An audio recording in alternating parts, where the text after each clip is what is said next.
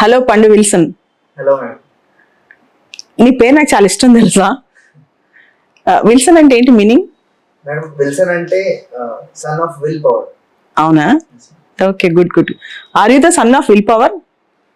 Yes madam, by considering my achievements, అంటే నేను పడ్డ స్ట్రగుల్ అవన్నీ కన్సిడర్ చేసుకుంటే I consider myself as son of will power.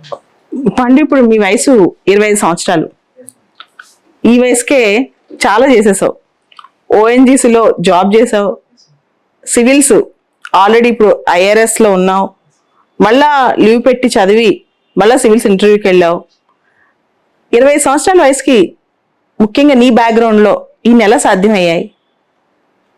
Madam నేను మెయిన్ గా చెప్పదలుచుకుంది క్రమశిక్షణ అండ్ బీయింగ్ ఆర్గనైజ్డ్ వేలో ఉండడం. చిన్నప్పటి నుంచి డిసిప్లిన్ మా పేరెంట్స్ నేర్పించారు. అలాంగ్ విత్ నేను మా గ్రాండ్ పేరెంట్స్ కూడా ఉండేవాళ్ళు. సో మా అమ్మమ్మ అండ్ మా పేరెంట్స్ వాళ్ళ క్రమశిక్షణలో చాలా స్ట్రిక్ట్ గా ఉండేది. అది నాకు అలవాటుంది. అండ్ చిన్నప్పుడు నేను చదివిన ఎలిమెంటరీ స్కూల్ కానీ గవర్నమెంట్ హై స్కూల్ కానీ వాళ్ళు అక్కడ ఉన్న టీచర్స్ ఆల్సో ఇన్స్పైర్డ్ ఉన్నారు. Right right. గవర్నమెంట్ స్కూల్ చదివా పండు? గవర్నమెంట్ స్కూల్ చదివి సివిల్స్ పాస్ అవచ్చా? చాలా మందికి డౌట్. మేడం మనం ఎగ్జాంపుల్స్ తీసుకుంటే అంటే తెలుగు స్టేట్స్ లో క్లియర్ చేసిన వాళ్ళు చాలా మంది గవర్నమెంట్ స్కూల్లో చదివిన వాళ్ళే మేడం. బెస్ట్ ఎగ్జాంపుల్ ముత్యాల రాజు గారు కానీ అప్పట్లో అలాంటి చాలా మంది ఎగ్జాంపుల్స్ ఉన్నాయి. So it is very much possible. Okay, నాకు ఒక డౌట్ పండు. గవర్నమెంట్ స్కూల్స్ లో పాత రోజుల్లో అంత పెద్ద స్టాండర్డ్ ఎడ్యుకేషన్ లేదు, ముఖ్యంగా Telugu medium education. Telugu medium education తో 10th క్లాస్ వరకు తెలుగు మీడియంలో చదివావు.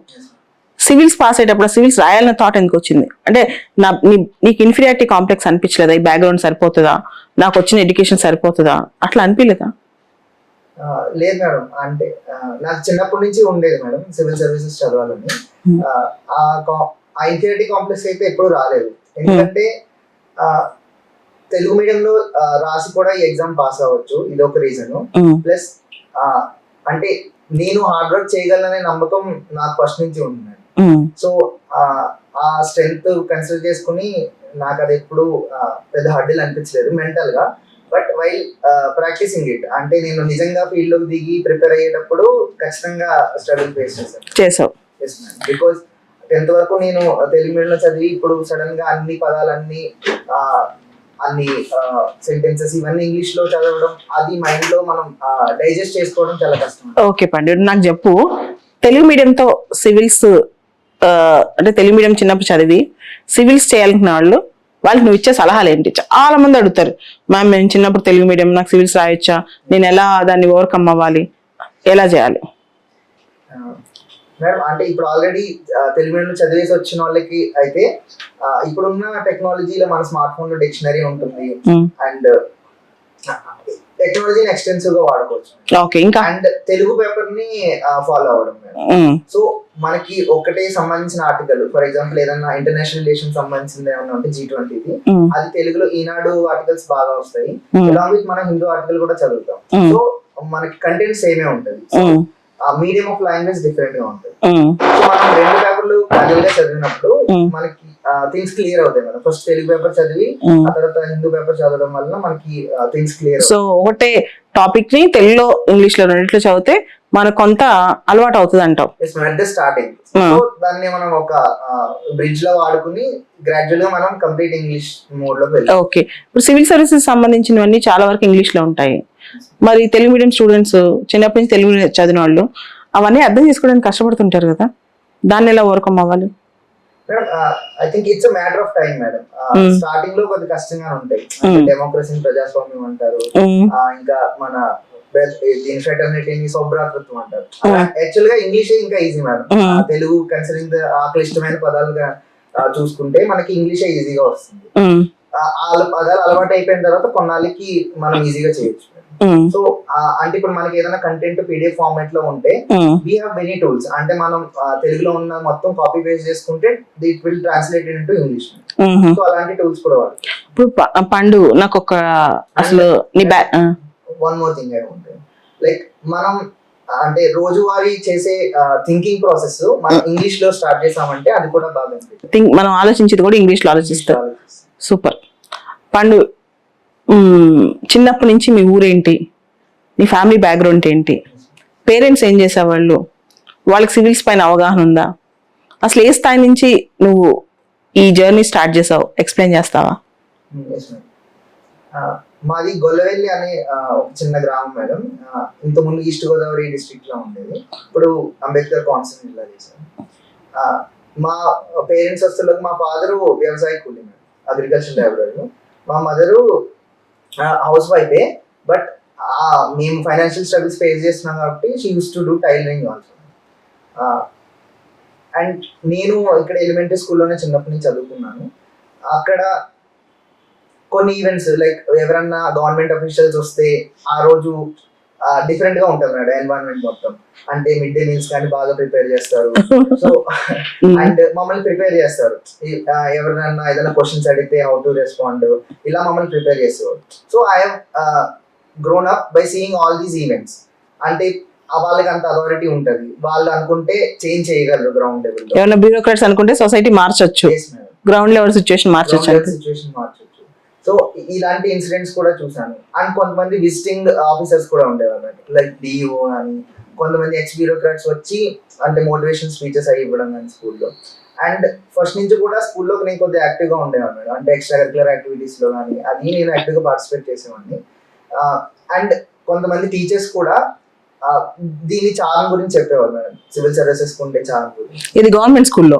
ఎస్ మేడం, బికాస్ మనం అనుకుంటాం కానీ గవర్నమెంట్ స్కూల్ టీచర్స్ ఎవరైతే ఉన్నారో వాళ్ళు కూడా చాలా అంటే చాలా లో లెవెల్ నుంచి గవర్నమెంట్ ఎగ్జామ్స్ ప్రిపేర్ అవ్వి వాళ్ళు క్రాక్ చేసి వస్తారు కాబట్టి they know the struggles in their life. Right right. So అందుకని వాళ్ళకి తెలిసి ఉంటుంది మేడం అంటే సివిల్ సర్వీసెస్ ఎలా ఉంటుందో. అండ్ నేను చిన్నప్పటి నుంచి కూడా న్యూస్ పేపర్ ఫాలో అయ్యాను మేడం. మా పేరెంట్స్ అఫోర్డ్ చేయలేరు, బట్ మా నైబర్హుడ్కి వచ్చే న్యూస్ పేపర్స్ అవి చదవడం. సో నాకు చిన్నప్పటి నుంచి న్యూస్ పేపర్ రీడింగ్ అంటే తెలుగులో మేడం, న్యూస్ పేపర్ రీడింగ్ అంటే చాలా ఇంట్రెస్ట్ ఉండేది. సో దాని నుంచి కూడా నేను చాలా విషయాలు నేర్చుకునేవాడిని. అంటే ఇట్లాంటి బ్యూరోక్రసీ, సివిల్ సర్వీసెస్ రోల్ ఏంటి, వాళ్ళ ఫంక్షనరీస్ ఏంటి, ఇవన్నీ తెలుసుకోవడం వల్ల there is a scope for to real change అని చెప్పి. ఓకే. చాలా మంది అంటుంటారు, నన్ను అడుగుతుంటారు, ఫైనాన్షియల్ గా మా పరిస్థితి బాగాలేదు, బాగా స్ట్రగుల్స్ ఉన్నాయి, ఇలాంటి సందర్భంలో మా వల్ల సివిల్ సర్వీసెస్ అవుద్దా అని. నువ్వు చెప్పు, ఫినాన్షియల్ స్ట్రగుల్స్, ఫినాన్షియల్ ప్రాబ్లమ్స్ ఉన్నప్పుడు మనం అనుకున్న లక్ష్యం జీవితంలో సివిల్స్ లాంటి లక్ష్యం సాధించడం కష్టమా, నిజంగా దాన్ని ఎలా ఛేదించవచ్చు? నేను ఇక్కడ గర్వంగా చెప్పుకుంటాను మేడం, నేను సివిల్ సర్వీస్ ప్రిపరేషన్ కి చాలా మినిమల్ గా ఖర్చు పెట్టాను. నేను అది కూడా ఒక టార్గెట్ ఉన్నది మేడం, పెట్టగలిగే పొజిషన్ లో ఉన్నా కూడా కావాలని పెట్టలేదు madam, in order to showcase an exam. So నేను అలాంటి వాళ్ళకి ఎలా ఏం చెప్తానంటే, ఫర్ ఎగ్జాంపుల్ నా బీటెక్ సిచ్యువేషన్ తీసుకుంటే I used to do home tuitions. నేను హోమ్ ట్యూషన్స్ చెప్పి కొంత అమౌంట్ ఎర్న్ చేసేవాడిని. సో అలా బీటెక్ లో నేను సర్వైవ్ అవ్వగలిగాను. బట్ ఆఫ్టర్ ఇమీడియట్లీ బీటెక్ నాకు జాబ్ అయితే వచ్చింది. బట్ కొంతమంది అన్ఫార్చునేట్లీ జాబ్ రాకపోయినా కూడా దేర్ ఆర్ మెనీ ఆపర్చునిటీస్. అంటే పార్ట్ టైం జాబ్ చేస్తూ మనీ ఎర్న్ చేసుకోవచ్చు. ఇక్కడ ఇన్స్టిట్యూట్స్ అవి ఉంటాయి మేడం హైదరాబాద్ ఏరియాలో. సో అక్కడ కంటెంట్ రైటర్స్ కానీ అంతేందుకు మేడం వేరే అందులో కూడా మనం వర్క్ చేయొచ్చు. ఫర్ ఎగ్జాంపుల్ మనం డెవలప్డ్ కంట్రీస్ తీసుకుంటే అక్కడ పెట్రోల్ బంక్ లోను రెస్టారెంట్స్ లో కూడా పనిచేస్తారు. But there is a dignity of labour madam. ఇక్కడ చేయడానికి కొద్దిగా నామోషిగా ఫీల్ అవుతుంది. సో అది ఆబ్వియస్లీ అది సొసైటల్ చేంజ్ రావాలి. బట్ బ్రాడ్ గా థింక్ చేస్తే ఫైనాన్షియల్ కన్స్ట్రెంట్స్ అనేవి అసలు అంత పెద్ద అడ్డంకి కాదు మేడం. ఎస్ మేడం, కొద్ది అడ్డంకి కొంతమేర వరకు, బట్ అంత పెద్ద అడ్డంకి అయితే కాదు. Okay okay. పండు, ఓఎన్జీసీలో జాబ్ వచ్చింది కదా, ఏ ఏజ్ లో వచ్చింది, ఏ వయసులో ఓఎన్జీసీలో జాబ్ వచ్చింది? నాకు 21 సంవత్సరాలు. 21 years కి ఓఎన్జీసీలో జాబ్ వచ్చింది. ఎంత శాలరీ ఎర్న్ చేసేవాడు per month? Madam CTC 18 lakhs madam, but in hand నాకు 85,000 to 90,000 వచ్చింది. నెలకి దాదాపు ₹1,00,000 సంపాదించేవాడు.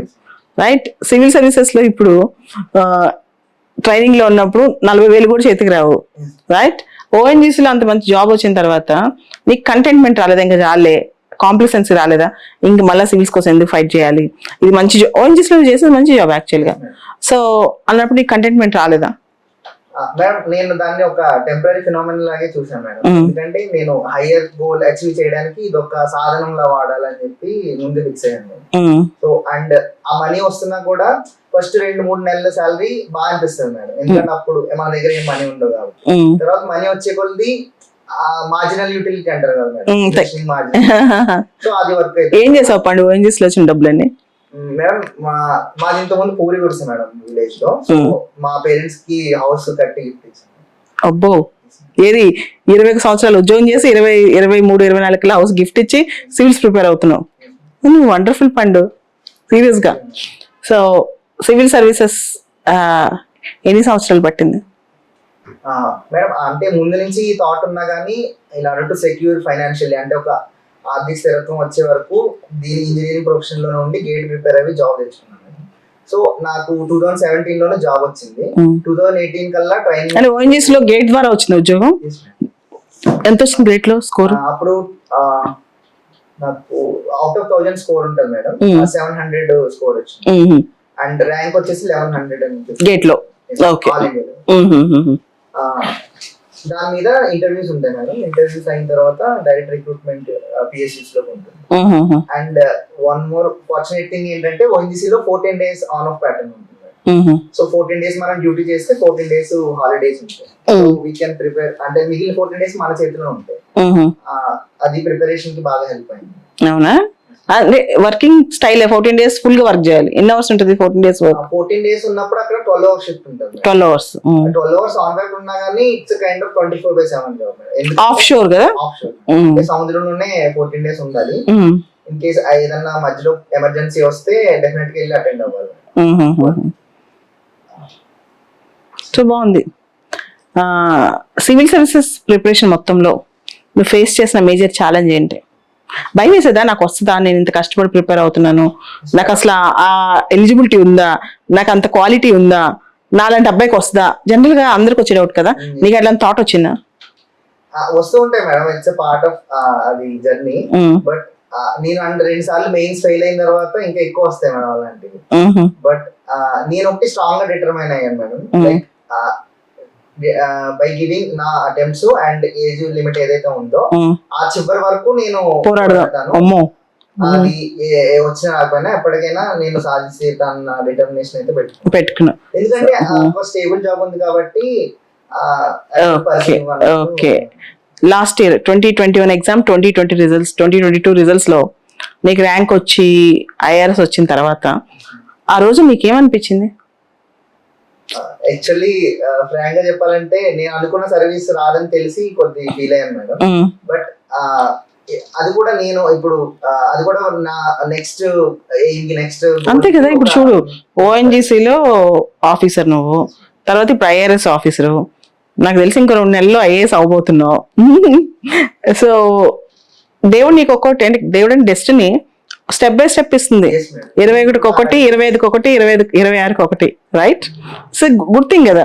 అన్ని అంటే కొంచెం కొంచెం వెయిట్ చేయించి ఇస్తే దానిలో ఆనందం ఉంటుంది. అంతే కదా. ఒకటేసారి అన్ని వచ్చినా దాని విలువ తెలియకపోవచ్చు. సో పండు, సివిల్ సర్వీసెస్ ఎగ్జామినేషన్ ప్రాసెస్ మీద నీ ఒపీనియన్ ఏంటి?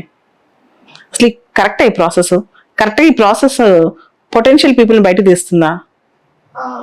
మేడం అంటే చాలా మందికి డౌట్స్ ఉంటాయి మేడం, అంటే ఈ ప్రాసెస్ కరెక్ట్ ఏనా లేదా. ఎందుకంటే కొంతమంది ప్రిలిమ్స్ లోనే ఫెయిల్ అవుతుంటారు మెనీ టైమ్స్.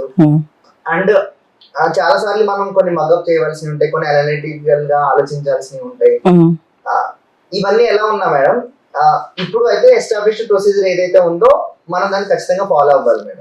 నేను ఒక అంటే ఇది హిట్లర్ చెప్పిన దాన్ని, అంటే ఇలాంటి డౌట్స్ వచ్చినప్పుడు నేను రిమైండ్ చేసుకుంటాను. ఆయన ఏం చెప్పారంటే, లైక్ మీకు ఏదైనా రూల్ నచ్చలేదంటే మీరు ఆ రూల్ ఫాలో అవ్వండి. సో మీరు ఆ రూల్ చేంజ్ చేసేంత పొజిషన్ కి వెళ్ళి ఆ రూల్ చేంజ్ చేయండి. సో అంటే ఇలాంటి స్టేట్మెంట్స్ అలాంటివి మన ముందుకు నడిపిస్తాయి కదా మేడం. ఇది నాకు ఇలాంటి డౌట్స్ వచ్చాయి. అంటే నీకు ఏదైనా పాలసీ గానీ ఏదైనా వ్యవస్థలో ఒక లోపం ఉన్నప్పుడు నువ్వు ఆ లోపం సరిదిద్దే స్థాయికి వెళ్ళాలని హిట్లర్ చెప్పారు. హిట్లర్ కూడా అంతే కదా. ఆయన కూడా ఆ మోటివేషన్ తో. రైట్. పండు, ఓవరాల్ గా యూత్ నువ్వు చాలా మందిని చూసుంటావు, నీ వయసులో నీ ఏజ్ గ్రూప్ లో చాలా మంది చూసుంటావు. వాళ్ళందరూ ఏ డైరెక్షన్ వెళ్తున్నారంటావు? పాజిటివ్ వెళ్తున్నారా, నెగిటివ్ వెళ్తున్నారా? వాళ్ళందరూ నిజంగా వాళ్ళ ఎనర్జీస్ని 100% వాడుతున్నారు, లేదా ఎంత పర్సెంట్ వాడుతున్నారు? యూత్ అనుకుంటే దేశం చాలా ముందుకెళ్తుంది. వీళ్ళందరూ ఎటువైపు ఉన్నారో నీ ఉద్దేశం?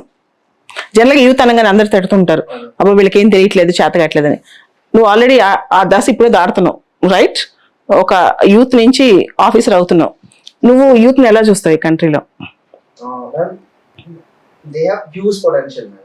ఎందుకంటే ఆ ఏదో చేయాలన్న తపన ఏదైతే ఉంటుందో అది నిజంగా ఏదైనా సాధించగలరు. బట్ వాళ్ళకి రైట్ డైరెక్షన్ లేకపోవడం సాడ్ థింగ్. అంటే డైరెక్షన్ అనేది ఎవరో వచ్చి ఇవ్వరు సడన్ గా, మనం వెతుక్కుంటూ వెళ్తే డైరెక్షన్ వస్తుంది. ఇప్పుడు ఉన్నావు అంబేద్కర్ కోనసీమ జిల్లా నుంచి సివిల్ సర్వీస్ ఎగ్జామ్ వరకు అమ్మ నాన్న అంత చదువుకోకపోయినా, మీ చుట్టాలు పక్కల నీ స్థాయి ఆఫీసర్లు ఎవరు లేకపోయినా, 25 ఏళ్ల వయసులోనే ఈ స్థాయికి నువ్వు వచ్చావంటే నువ్వు వెతుక్కుంటూ వచ్చినప్పుడు దారి దొరికిద్ది.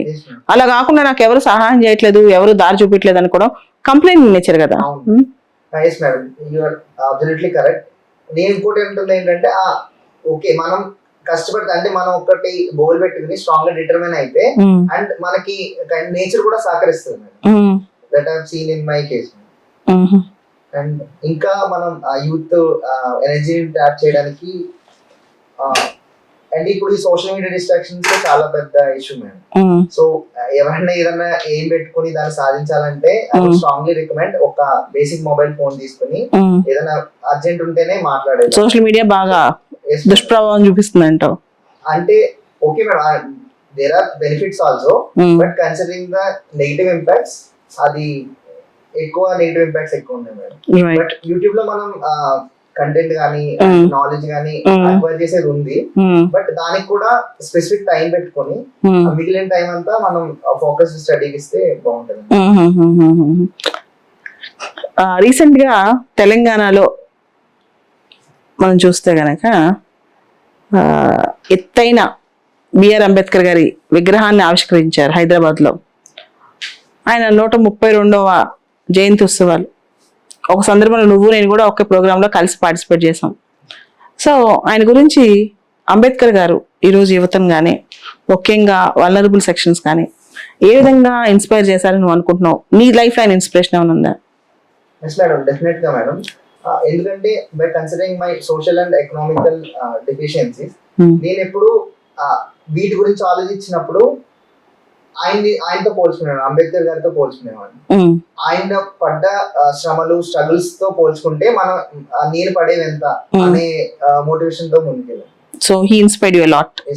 ఆ రోజు నీ స్పీచ్ నేను నిజంగా స్పీచెస్ ఇంటర్వ్యూస్ ఇవన్నీ నాకు అలవాటే, కానీ స్పీచెస్ నేను ఎప్పుడు పక్క నుండి వినలేదు. విన్నప్పుడు నాకే ఇన్స్పిరేషన్ వచ్చింది. So you spoke well. So Pandu, what is your mother's contribution to your success? A lot, madam. Like, ante I could not express with words. Father. I mean, I will say few words. Like, ఆమె ఏం చదువుకోలేము అంటే 2-3 తరగతి drop out అయిపోయింది.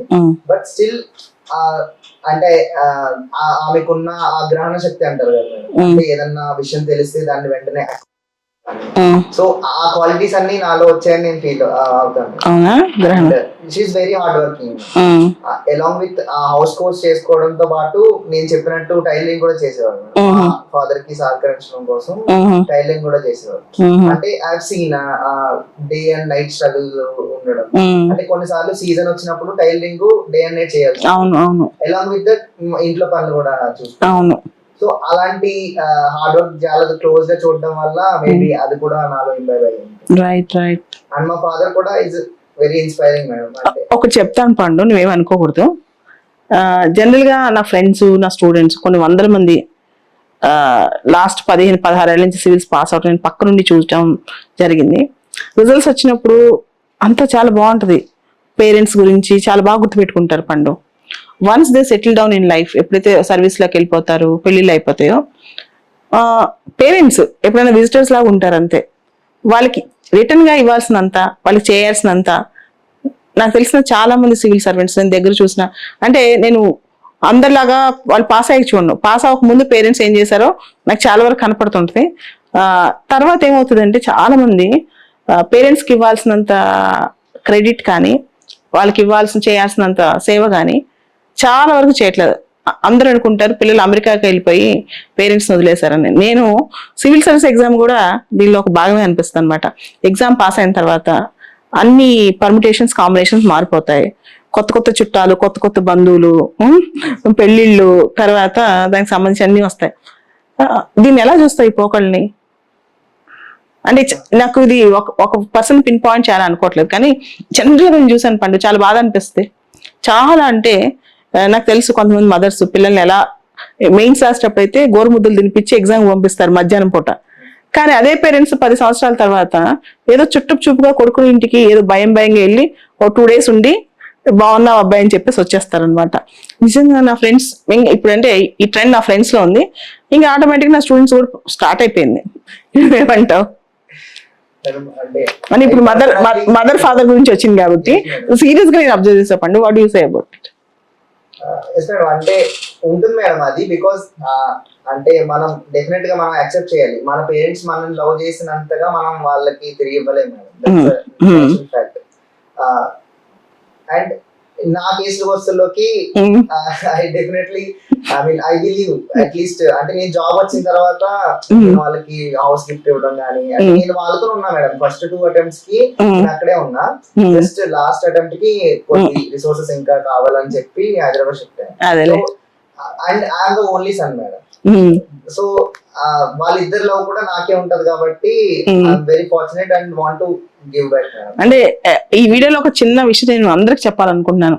Individual ఒక్కొక్కరికి చెప్పలేకపోతున్నాను, కానీ వాళ్ళు మనకు చేసినంత, అంటే నీకు సక్సెస్ రాకపోతే ఈ రోజు నాకు గుర్తించే సమాజం కానీ, పిల్లనిచ్చే మామూలు కానీ, లేకపోతే కొత్త కొత్త చుట్టాలు చుట్టరికాలు, లేకపోతే ఈ రెస్పెక్ట్ ఇవన్నీ ఉండవు.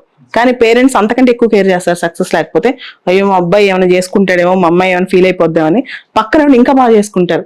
అటువంటి వాళ్ళని సెకండరీగా చూసేసి ఆ తర్వాత వచ్చిన వాళ్ళందరినీ చుట్టుముట్టేసుకుని నాకు ఇదంతా చెప్పాలనిపిస్తుంది అనమాట. చాలా మందిని వదిలేసి పిచ్చి పిచ్చి చేస్తున్న వాళ్ళు చాలా మందిని చూసాను. సో రియాలిటీ ఏంటి అనేది మనం గ్రౌండెడ్ గా ఉంటాం మంచిది. కొన్ని విషయాలు అన్నిట్లో ఉండటం సాధ్యం కాకపోవచ్చు, కానీ కొంతమంది విషయాలు మాత్రం అసలు మళ్ళీ స్థాయికి తీసుకొచ్చిన వాళ్ళు ఎవరు అనేది ఫస్ట్ గుర్తు పెట్టుకోవాలి కదా పండు. అండ్ డెఫినెట్ గా మేడం మీరు చెప్పినట్టు ఇట్లాంటి ప్రసార మాధ్యమాల ద్వారా మనం తప్పకుండా చెప్పాలి. ఇండివిజువల్ గా చెప్పలేము ఇవి. సరే పండు, ఇంకా ఇన్స్పిరేషన్ ఎవరు? అంటే ఇన్స్పిరేషన్ వ్యక్తి అని కాదు, అసలు ఇదంతా మొత్తం నీకు జర్నీలో నీ వెనకాల ఒక సోర్స్ ఉంటుంది కదా, ఒక శక్తి, అది ఏంటి? అంటే I rely on multiple sources madam. ఎందుకంటే నాకు మల్టిపుల్ ప్రాబ్లమ్స్ ఉన్నాయి కాబట్టి I used to rely on multiple sources. Right. అంటే నేను మోటివేషన్ ఎక్కడి నుంచైనా తీసుకుంటా. ఈ రోజు ఈవెన్ ఆదివారం ఈనాడులో వస్తుంది మ్యాగజైన్, అలాంటి చిన్న విషయాల నుంచి కూడా నేను చెప్పు. ఒక చిన్న విషయం చెప్పు, నీకు బాగా ఇన్స్పిరేషన్ అనిపించిన విషయం. ఈ రోజు ఒక లైన్ చదివాను మేడం ఒక స్టోరీలో. లైక్ విజయం అంటే డబ్బు సంపాదించడం కాదు, మనం పోగొట్టుకున్న ఆత్మవిశ్వాసం, ఆత్మాభిమానాన్ని తిరిగి పొందడం అని రాశారు. సో అలాంటి క్యాచీ లైన్స్ ఎప్పుడు మనల్ని ఇన్స్పైర్ చేస్తాడు. అండ్ ఐఎమ్ వెరీ ఫార్చునేట్, నాకు చిన్నప్పటి నుంచి అలాంటి వాటి నుంచి నేను వెళ్ళాను మేడం. అంటే నా ఎలిమెంటరీ స్కూల్లో ఉన్న madam, she's very active and used to, తను నన్ను ఎక్స్ట్రా కరిక్యులర్ యాక్టివిటీస్ లో పార్టిసిపేట్ చేసేలా చేశారు. అండ్ నాకు ఈ హై స్కూల్లో చదివిన టీచర్స్ నేనే ఫైనాన్షియల్లీ బ్యాక్వర్డ్ అని తెలిసి కూడా వాళ్ళు ఫైనాన్షియల్ గా సపోర్ట్ చేసి కూడా చేసిన వాళ్ళు ఉన్నారు. అండ్ ఇలాంటి ఇన్స్పైరింగ్ స్టోరీస్ అన్ని కలిపి వెరీ గుడ్ ఇన్స్పిరేషన్ తీసుకున్నాను. Thank you Pandu. Thank you ma'am. చాలా బాగా చెప్పావు. It's like directly from your heart కదా. Thank you.